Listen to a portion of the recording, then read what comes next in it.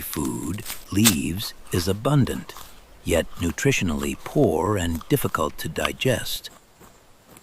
All around it, insects quietly feed on the same leaves.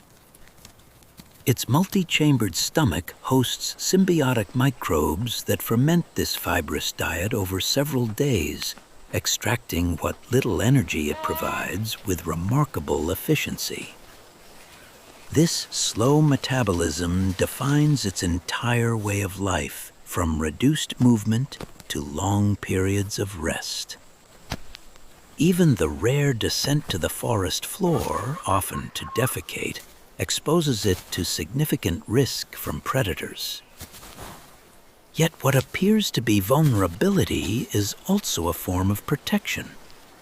Algae growing within its fur lends a greenish hue, allowing it to blend seamlessly into the foliage. Here, in one of the most competitive ecosystems on Earth, survival rewards the ability to remain